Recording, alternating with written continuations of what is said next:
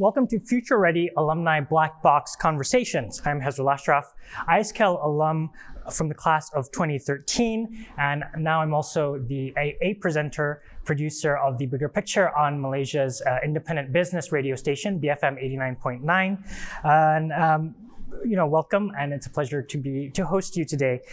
Each episode of Future Ready Alumni Black Box Conversations basically explores a different study and career pathway. So we'll be speaking with ISKL alumni from all over the world and get their insights into what it's like to study or work in a field. And they'll also share some handy tips for ISKL students who are looking to head to university. So today's topic, we're going to delve into the arts. It's my pleasure to introduce our star-studded panel. It feels like I'm in Hollywood already. So in the Black Box studio with me, I've got the pleasure of hosting Tony Pietra Arjuna, class of 96. He's a filmmaker whose most recent film, Shadow Play, won Best Film, Best Director, and 3 other categories in the Neo South Independent Film Festival. So Tony attended ISKL from grade 5 till his sophomore year, before moving on to Jakarta Intercultural School, or IAS's family school. And Tony graduated from Emerson College in 2000 with a bachelor's degree in mass communication. He also worked as an editor before moving into directing. Tony, welcome. Thanks for joining us tonight. And we've also got composer Varqa Buehrer, who's from the class of 2003. And you've had an amazing year, Varqa. Better Days just won numerous awards at the Hong Kong Film Awards and Golden Rooster Awards. And to top it off, that film is now nominated as a nominee for the Best International Feature Film at this year's Academy Awards. Varqa studied broadcasting at Western Illinois University and then film composing at the University of Southern California at USC. You'll get to hear his compositions as well on some of your favorite shows, including How to Get Away with Murder, as well as Advertisements. Varqa, it's great to have you with us. And we've got a couple of people from 2 different time zones. Joining us from the US is Kirstin Chavez, a mezzo-soprano renowned for her Carmen, which Opera Today described as the Carmen of a lifetime. It's a big deal. Congrats on that. And she's from the ISKL, from the class of 1987. Kirstin has graced some of the world's greatest stages, including the Metropolitan Opera in New York, as well as the Sydney Opera House. She studied at New Mexico State University and Eastman School of Music. And now she's associate professor and artist in residence in the School of Music at the University of Utah. Welcome, Kirstin. I understand it's 6 a.m. in your part of the wood, in your neck of the woods. It's early. Yeah. Thank you. Thanks for being with us. And from the UK, we've got Hafendi Anwar, class of 2004. He's an artist currently based in Oxford. Hafendi's work encompasses many media and draws on his Malaysian cultural heritage. He studied at the Rhode Island School of Design, Central St. Martin's College of Art and Design in London, and most recently at the Ruskin School of Art at the University of Oxford. So in 2020, Hafendi won the prestigious Vivian Leigh Prize from the Ashmolean Museum, and his prize-winning work now hangs there with some pretty decent artists like Michelangelo. Oh, look at that. Hafendi, thanks for joining us.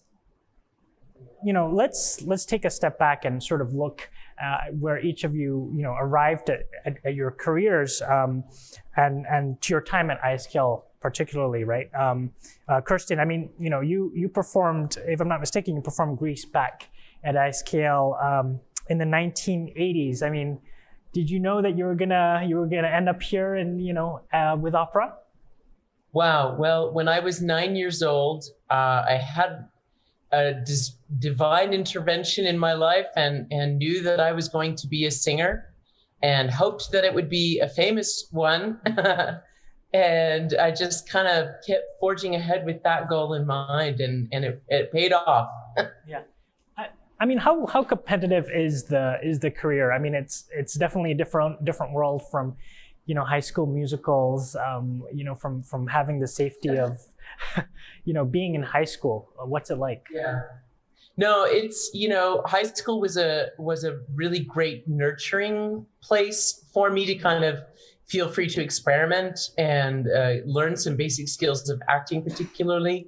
But I soon found out as I continued through my education in the United States that classical singing is a very, very competitive field.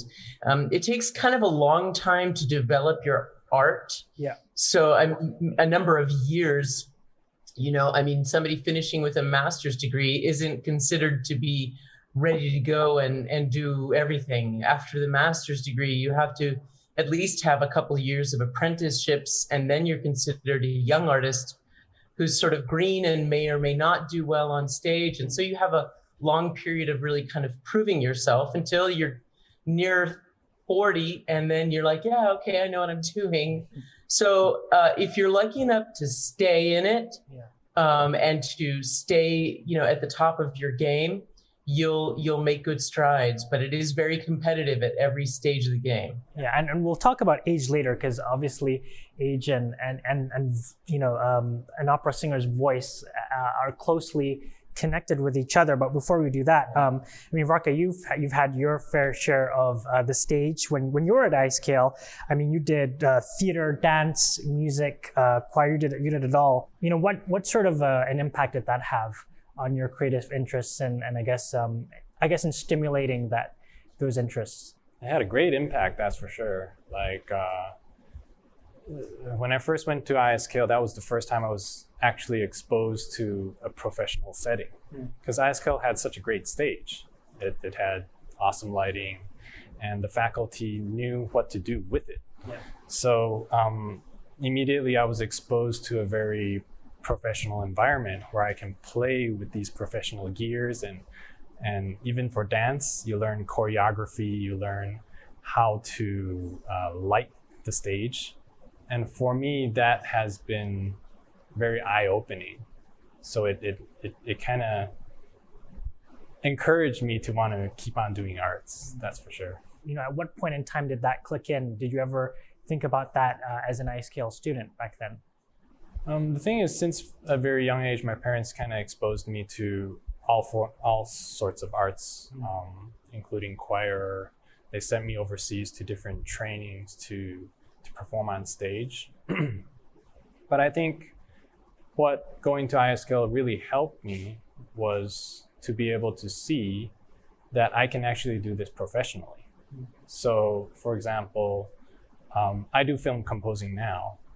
But while I was in ISKL, I was exposed to an orchestra, or back then it was a small string section. It was amazing to see that, there are actually people who are interested in the same field as I am, and I can actually interact with them, learn from them, and we can create this thing called art. And I can actually do that professionally. And I remember back then, we kind of had a similar talk like this, where a professional actor came to our school. And so all that kind of concretized this vision for me that it is possible to do it professionally. And So in the arts, I think, it's a very high pressure sort of environment, right? And each of you has embarked on this professionally, but did you say, okay, I'm doing this professionally, but I'm also gaining traction, because arts in many ways is also about you, right? And success and doing things professionally are two different things. To an extent, there's a lot of pressure to succeed. How did that come along? It's funny that you asked that question, because when I first got into USC, we kind of had a gathering, and we were introducing ourselves, and I'm like, I'm Varqa Buehrer, I'm trying to be a composer. And everybody laughed, because that was a film scoring program. So by right, you need to be a composer to get in. Yeah. But even then, I still had the mentality that I'm just trying, man. I'm just trying to become a composer. And so I guess it really only started clicking when I started working for Photech on How to Get Away with Murder, where you are in, basically I was thrown into this Hollywood system. You have a cue sheet, you have to understand how to read it. You have deadlines that you absolutely have to meet. And for me, that's when it clicked. Like, oh, okay, now I see the big picture.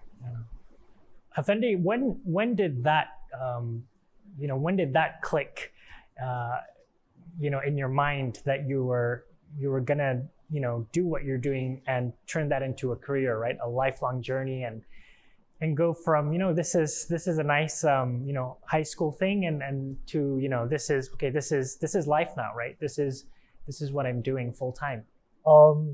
Yeah, well, I think there was an incident at the art studio at ISKL. I remember when I was in high school, and then I think I was graduating and thinking of going to an art school, but at that time I wanted to be an architect, or my dad had told me to be an architect, and it's a professional career for an Asian family. It's very respectable,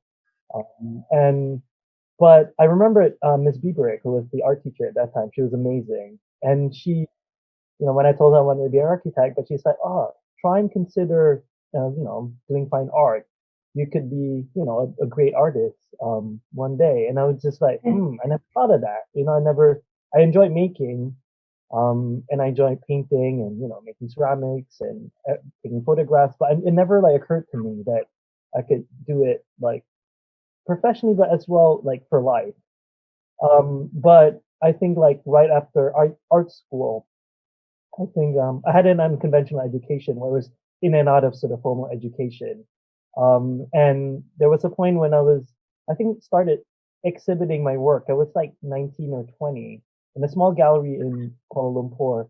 And I worked as a gallery assistant, and I would make small sculptures when I was working in the gallery, out of toothpicks and bamboo skewers. And I would hand paint them and stuck them into paper clay, and they would become these coral-like forms. But then I made one and I finished it in the gallery, and the gallery owner saw it and she's like, oh, why don't you display it? I'm like, okay. And I was just working in a gallery. And then I put it there and I went for lunch. When I came back, it was sold for I think 500 ringgit. So it's £100. It's not a lot at that time, but I was very happy, and I was like, wow, and I never thought of it as art as well. I just enjoy making. So I guess it clicks. I think for me it continually is clicking. It's in and out. And sometimes the stuff I make is not typically what is considered an art form. I currently making fabric and sarong and hanging it on. It's not a typical painting or sculpture so I guess I don't know. So it's always continually questioning myself what I'm doing and what form is it, and am I an artist or am I don't know, just a maker. Did you have that space for creativity when you were at ISKL, and did you find room to breathe and be creative and to find yourself in art school as well? Yeah, I think ISKL was great. I think it was almost introduction to an art school, because I think ISKL has a lot of art facilities. It has ceramics, a photography dark room, technical drawing sort of classes, painting, computer printers. So I was dabbling with a lot of different types of materials and media and art forms. And yeah, so ISKL is great, and it kind of just a good intro transition into sort of art school, where in art school you're supposed to sort of commit to a medium or a discipline. So yeah, I think it was a good sort of introduction, definitely. Lovely. Okay, so we're gonna come back closer to home to Tony. So out of all four of you, I mean, you've stuck here in Malaysia for quite a while, and I think as a creative, especially for people who have seen your work, that your connection to Malaysia is quite prominent. Tell us how has that become sort of a driver, for your work? Well, I think a lot of it has to do with identity, because I think we've heard this term being used quite a lot around here, but the third culture condition. Okay, here we go. Yeah. So it's something that I've grown up with, and the fact that I'm Malaysian by nationality. But it's something I only became a Malaysian in 1993. Prior to that, I was these other nationalities. So I've absorbed a lot of things as I was growing up, and then I went to Boston for several years after that. So I never actually grew up in Malaysia other than spending summers and Christmas vacations here. So it was by the time I started professionally in the industry that I began to really rediscover who I was as a Malaysian. So I think gradually, as I was telling stories on television and eventually on film, a lot of that journey had to do with with what I was conveying in my work, whether it was inadvertent or whether it was intentional. I would say that with the film Shadow Play, it was intentional, because that was, in a manner of speaking, it was my true directorial debut. After working as a hack, for most of my career, but but I mean, you have to, it's like you do it because number one, you're building your career. Number two, you got to pay the bills. Number three is practice. So you get to the point where you decide, okay, now's the time where I need to make a statement and establish a kind of signature as a filmmaker. So with Shadow Play, a lot of that exploration of the TCK condition was communicated, but in a very kind of cryptic kind of way. And as I was telling you guys early on, it's almost like code, for other international or transnational people, kids, to identify with. So it's there, but it's not obvious. But yeah. And speaking of your film, Shadow Play, we are going to take a look at the trailer and see what that's about and see how that translates onto, give people a little bit of a sneak preview of what that looks like on screen. What do you desire most, Anton? Being a PI, I'd always imagined it to be more glamorous. Grow up. It's about an ordinary man who discovers his extraordinary powers to alter reality with his dreams. Why is this happening to me? Look at me. What do you see? Yep, there we go. Yeah. I'm sure you've seen it tons of times. Is that like the 20th or 30th time you've seen it? You've lost count. When we talk about the arts, it's such a broad term, right? It exists in so many mediums, and while everyone tries to prioritize that sense of creativity, there's also the professional aspect of it, right? The journey, the motion. Am I moving forward? And I think all artists are always trying to keep up to stay relevant and in many ways sell themselves as artists. Now, Kirsten, we do want to look at your Carmen and your performance in it as well. So before we look at aspects of art as a job, as a career, we can perhaps take a little peek at that. Si tu ne m'aimes pas, si tu ne m'aimes pas, je t'aime. Mais si je t'aime, si je t'aime,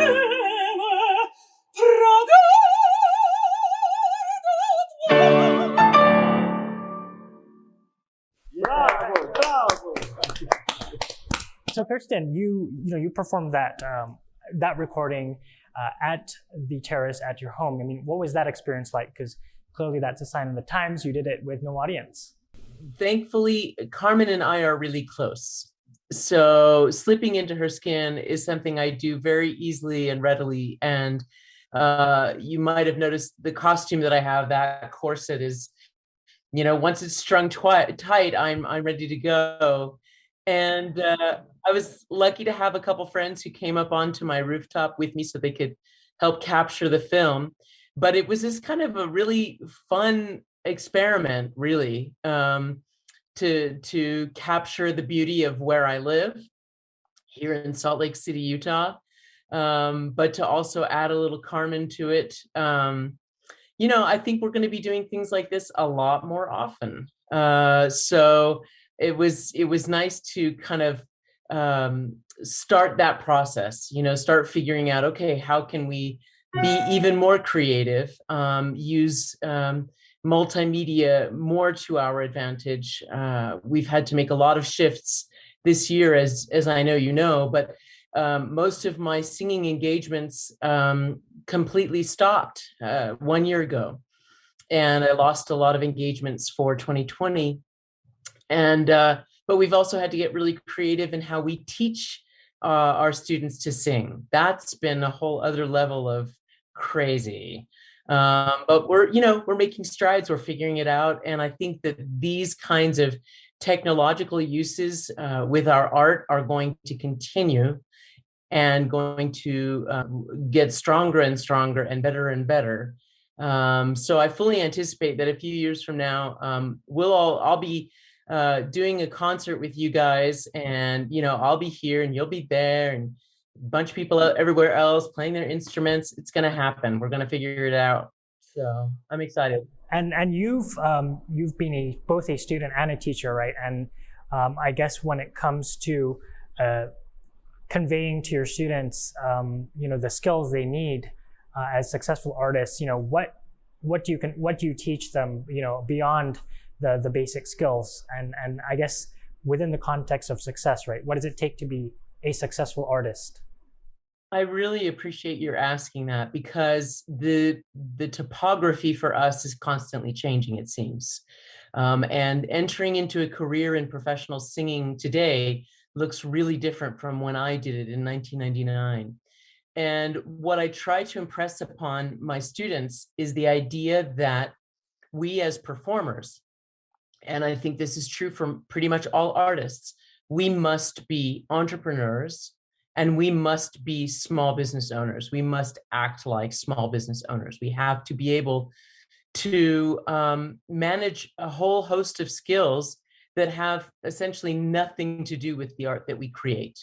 And in that, toward that end, I've created a new course at the University of Utah, which is called Applied Entrepreneurship for Musicians. And in it, I talk a lot about, financial planning as a small business owner, but also marketing and all those kinds of things that, most schools, even serious music schools, don't really teach you. I certainly was never taught this stuff. So I try to impress upon my students that they have to be very much proactive. They have to take full responsibility for their art, for their skills. What skills they don't get in school, they're still responsible for. They still have to figure out how to get those skills. I'm there to help them, but I try to instill in them a real sense of responsibility and entrepreneurship. I think that's critical. And Hafendi, you were doing very well before you went to Oxford to study. You had exhibitions, you were winning prizes, but you went back to learning. You took a pause on your career. Is this willingness to go back to continuously study and refine your art form, is that an essential part of being an artist? I think prior to going back to school for graduate studies, I was doing maybe like 7 to 12 exhibitions a year, doing commissions, and it was good. It was really busy, and I was, and that's also like pre-COVID era. But there's a lot of like what Kirsten said, so there's a lot of sort of like the management, admin, application, writing part of it that I feel, it takes up a lot of time. Replying emails, which you have to do as part and parcel with, being an artist or a creative entrepreneur. But I was feeling a bit fatigued, sort of, constantly sort of in this like cycle, making work, showing, and I thought I would like a break, and I wanted to sort of spend time. It's like a luxury. It's a privilege to spend time on research and experiment in new materials, so new ways of thinking about my work. And yeah, it's been fruitful, and I think it's that balance as well of sort of thinking of it as this sort of not business venture, but being aware of it is in relation to like the market, the art market. Balancing resources and stuff, to also, the content and the creativity in the work and the urgency in making the work. So then I guess learning then was a reprieve for you to take a step back and take as a sort of a checkpoint, a mental checkpoint. Yes, yes, definitely. Yeah, it was a good period of having a brief and slowing down. Yeah. Tony, you studied a Bachelor of Arts at Emerson with a focus on film. What was the most valuable thing you learned in university? Those I guess skills that Kirsten also touched on, right? That I guess that you picked up in your career. Well, what I learned most from taking up film classes in a mass comm college was pretty much what Kirsten laid out. What she would apply to musicians was applied to filmmakers in that sense, even back then, because I think it wasn't so much imparted to us by the professors, but we just came to realize when we got closer to graduation is that once we step out that door, we're on our own. And nobody's going to hand this to us. We gotta be smart about this. So and is that when you felt that okay, now I'm in the workplace, I've left university, this is work now? Yeah.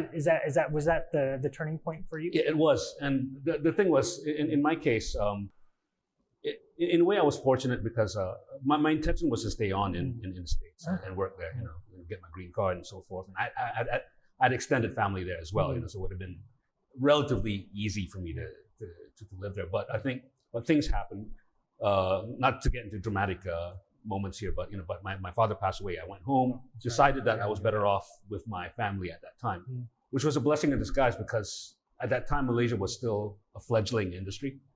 It still is now, in a sense, So there were more opportunities for me to get started then. So I landed my first job as a tape operator in a post-production house. But my strongest skill set at that point, going back to college, was that I was a very good editor. I was very good at that. So gradually I cut my teeth in offline editing, with commercials. But after several years, I got sick of that, and eventually it just came back to that same tenet that we all learned in college. If you want to start something, you do it yourself. So I started directing my own short films, and gradually, from there, I kind of like built a show reel, and it was a matter of time before I landed my first job in television, directing episodes of dramas, and then a few years down the line, my first films, and here I am now. Yeah. Still only at the halfway point, but at least I'm somewhere. You're getting there. I'm getting there. Now, Varqa, film composition, has been, part of your dream, or has been there since childhood. But tell us how.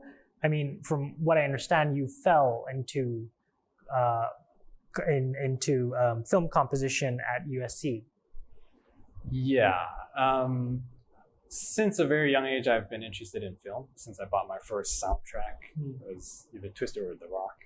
It's too long ago. But once I started listening to it, I was like, okay, this is something I can play with. And I started pounding on the piano and saying, oh, I can do this in the future. But as time went on, I got married and people started to tell me, nah, don't do music. You're not going to make any money. You're not going to survive. So I did have a period of time where I kind of started reevaluating my life, taught some English on the side, and I studied broadcasting and doing journalism. And the reason I went to USC is because I had a childhood friend who we were in middle school together, and he kind of had a pact with me where he will become the director in Hollywood and I'll be his composer. And so he went to USC, he got in, and he called me up, and we haven't contacted each other after like 10 years. He called me up, he's like, hey, I'm in, time for you to get in. So I applied for USC, and surprisingly I got in. So how much of a learning curve was it?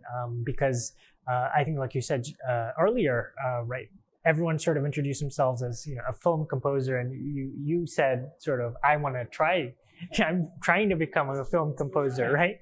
How deep was that learning curve? For me, it's just constant. It's not a matter of how deep, but a matter of even today I've scored a film that is very successful, for my next film, I still need to learn something new. Like my next film, suddenly I have to learn rock and roll, or the next one, suddenly I have to learn some reggae. You know, so it's constantly learning, and I don't see it so much as a curve. Instead, it's just an uphill kind of forever. But that's the fun of it. Yeah. Like Tony said, you know, we're halfway there, getting there, sort of deal. Now you've lived all over the place. You lived in Hollywood, Shanghai, now in KL. You know, does it help if you're prepared to be a sort of nomad? Does that help you secure work more easily? Because I think, you know, we're in a hyper-connected world. It's so easy to move around, right? Quite honestly, I'm not sure how I got my jobs. It's really been a matter of a lot of luck. Like, I remember my professor telling us that you just have to work hard, be humble. And the last one he said, get lucky. And I think especially in our industry of the arts, luck is a very good component. But at the same time, I think the fact that I've been traveling my whole life, and on average, I move every 2 years, either to a new city or to a new country, it helps me to adapt really quickly. So for example, when I was kind of forced to come back to Asia and chose to go to Shanghai, I immediately, you know, went down meeting directors, making sure I established connections, you know, just make friends with industry people. And so I think that skill set that I've picked up throughout the years of moving so much, you know, helped me to connect with other people. And I think that's pretty vital in the arts industry. Yeah. Now, you know, Kirsten, it's a whole different situation when people are applying for, you know, to enter an opera program. You know, I assume it's grueling. There's a formal audition process. You know, what does that look like, and what advice would you have for, you know, anyone who's looking to audition for a place in a course? Thank you for asking that. Auditions are a big part of what we do, and what's really horrible about them is that they don't really represent what we can do very easily. Because for us, for example, we'll stand up there in front of a group of people and singing in all kinds of rooms that are friendly to singers' voices or not friendly to singers' voices, with pianists we maybe have never met before, who maybe play a tempo that is completely contrary to what we would want, and they don't move, and oh my gosh, it's a very traumatic experience. And in the end, you're taking like a 3-minute sliver of an opera role that is much larger and more complex, and trying to show everything that you can possibly do, and it's really, really awful. So there are a number of singers who don't audition well, but who are great on stage. It's just one of those other skill sets that we have to really try to develop. The plan is for auditioning for anything, whether it's for a university program, a master's degree, or a professional audition. We talk about having a packet of 5 arias that are contrasting in all different languages that you could literally roll out of bed and sing. Now, if you guys ask me to do that right now, that would be terribly unfair of you because it is still very early. I would have to choose a baritone aria today. But that's the goal. That's the goal, is to have 5 arias that you can sing no matter what, that you know them that well. You can just pop on and somebody says, you're on, and you turn it on and you go. So, you know, certainly in the school setting, I think the audition process isn't quite as grueling. At least we try not to make it that way. It is extremely competitive. You know, at my school, we had 3 different weekends where we invited interested students to come and audition for us. And we usually do it in person. This time it was live and by video. And, you know, we have to be super picky. We don't have a lot of money to give out, and so only the top of the top are going to get into our program. And, you know, for better or for worse, that's certainly reflective of the professional situation as well. So it is a grueling process. Yes, you got that right. Yeah, there you go. Make sure you're prepared. Yeah. You know, just to go off on Kirstin's earlier point on COVID, that's obviously had a huge impact on the way that you know, we've all worked. It's particularly affected the art industry. Hafendi, has this been a productive time for you? You know, during the pandemic, you know, were your studies impacted, and was it significantly affected? Yeah, so I completed my final term at the Ruskin online. That's when the you know, the first lockdown was implemented, and there was a big change to the thing, shifting what we were doing in the studio to sort of an online platform. You know, doing crits on Zoom, and you know, yeah, just it was very difficult, and I think I kind of mourned the loss of the studio and the workshop, and it was like kind of detrimental to my like creative fitness at that time. And it took a while. And I decided, because of the lockdown, initially I wanted to move to London. So after the course, I decided to stay on in Oxford and got a studio space. And I believe in adapting to a sort of new method of presentation or sharing work, you know, via you know, online virtual spaces or, you know, sharing sessions. But I'm missing the physical space, and I miss going into the gallery and seeing an artwork in the flesh. And so yeah, so it's hard. You know, currently museums and galleries are still closed in the UK, waiting for things to open up either in April or May.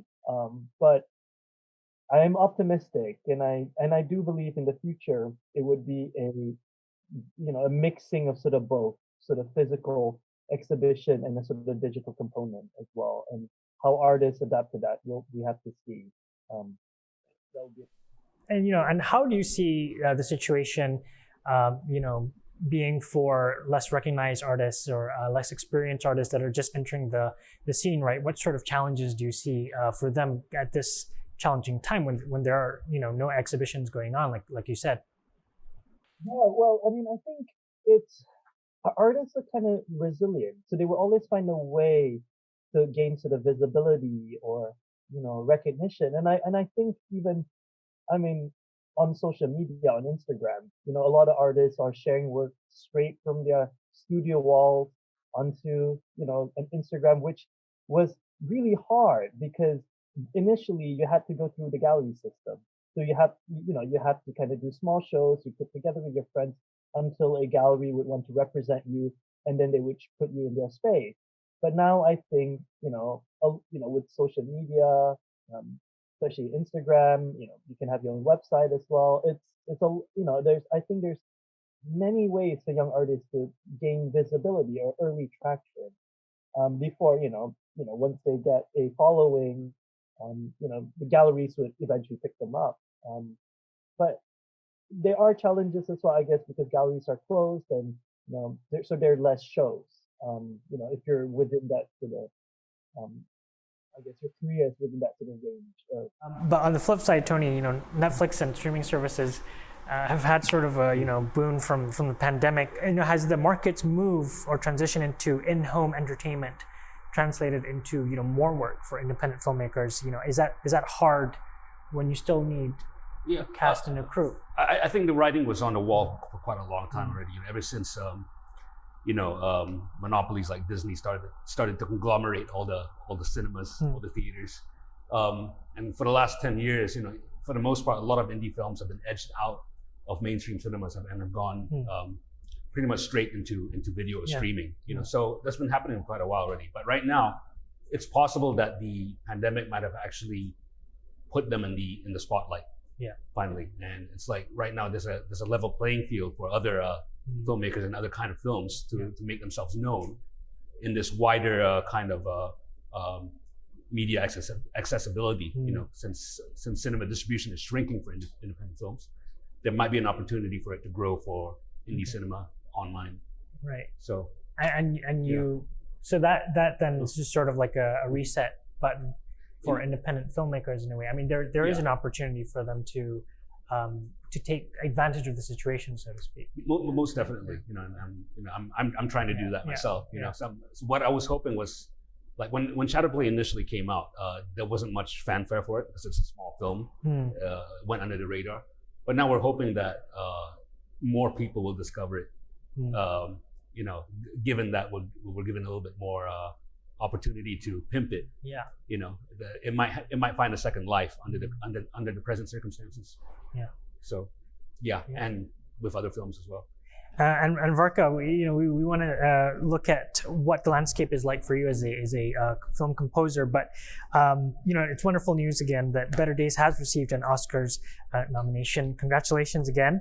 And so while we're on that, let's take a quick look at the trailer of Better Days. 上后面都闭嘴！认真点儿，下一个。你为什么不上学呢？你太干净了，你不懂。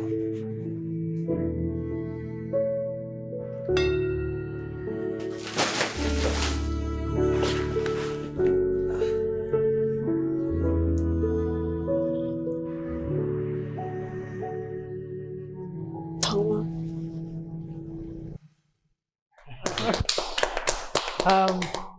What's the real state of play for feature film production and streaming service content now on your end as a composer? Is there a lot of work? What does it look like? That's a great question. I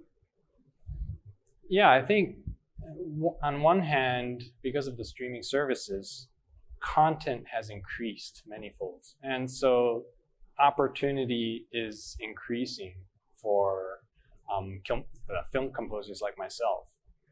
And I kind of feel that when I went to China, it was just in the right time also, because China's film industry is also booming right now.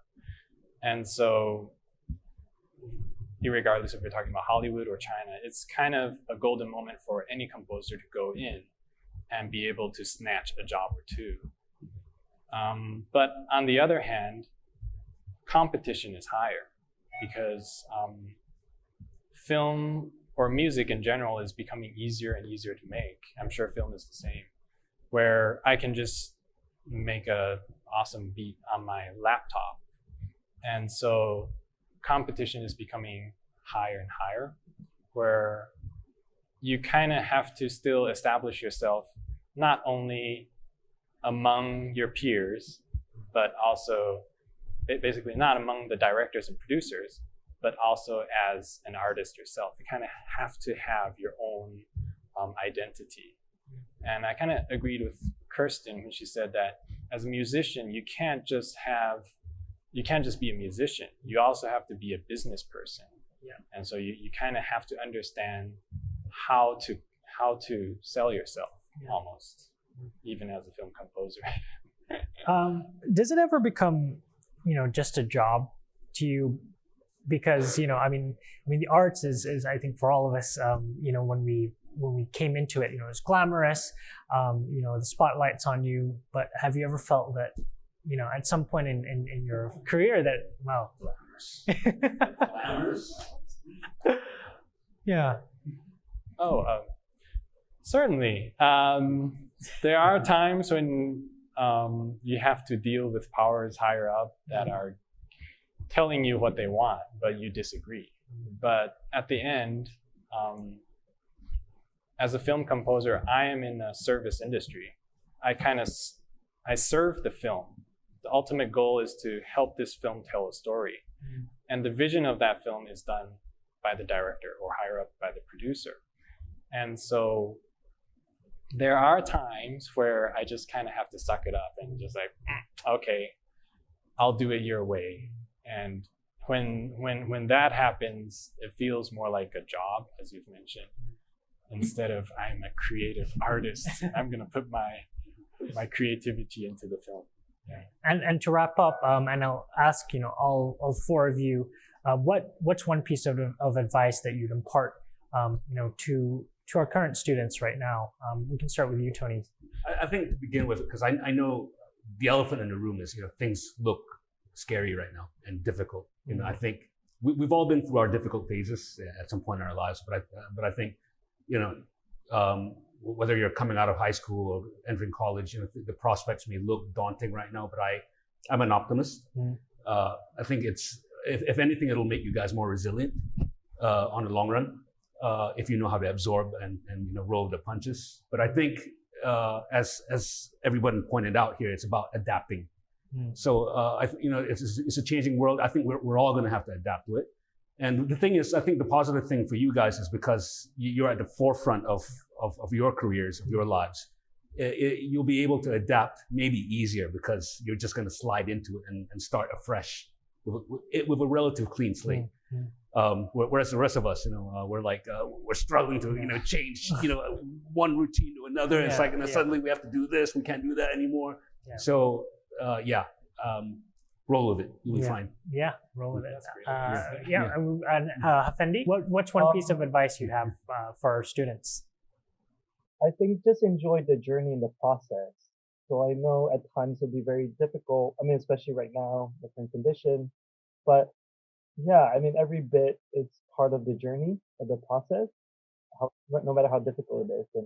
And you'll remember it one day when you look back. It's like, oh wow, that actually shaped me, that experience or that hardship. So yeah. And Kirsten?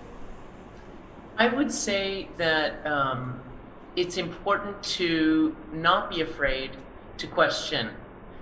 And I say that because it's something that's helped me a lot. When I have been at my lowest moments and had, a few too many rejections in a row, I always was able to kind of find a place where I could be quiet and ask myself, am I doing what I'm meant to be doing? And every time I was able to answer honestly, yes, I'm meant to be a singer. And so that was the only answer I needed. I suppose someday the answer will be no. And maybe it will be when I'm, a little bit older, I'm not sure. But I'm not afraid to ask that question because it allows me to follow my heart. And without that kind of confidence in the answer to that question being yes, without the confidence in that, in yourself, it's extremely difficult to weather the storm if you're constantly, wondering if you're doing what you should be doing. So to find a way to say to yourself, okay, I'm going to tune everything else out and I'm just going to say, am I meant to be this artist that I'm trying to be? If the answer is yes, you got no problem. You just keep putting one foot in front of the other. And we'll end with you, Varqa. No, I think what Kirsten said is really true. Especially recently, I've learned a very important thing about life is you kind of have to be able to build a mentality of positivity. And it is when you are in a mode of constantly learning, trying to better yourself, and when you're in a mode of not trying to be famous or trying to make it in the art industry because you want the glamour, but you're just doing it because it is something human. It is something that is, I kind of believe that humans are born noble. And so I kind of believe when we are doing art, it's a noble thing. And when we're able to treat this as a noble thing and constantly try to learn about it, I think that's how we can continue to move forward. Well, there you go. Thanks so much to our ISKL alumni guests for sharing, your experience, your insights, and your tips with everyone here today. So I've been speaking with our opera superstar, Kirstin Chavez, artist Haffendi Anwar, composer Varqa Buehrer, as well as filmmaker Tony Pietra Arjuna. Once again, I'm Hezril Asyraaf. Thanks for joining us for Future Ready ISKL Alumni Black Box Conversations.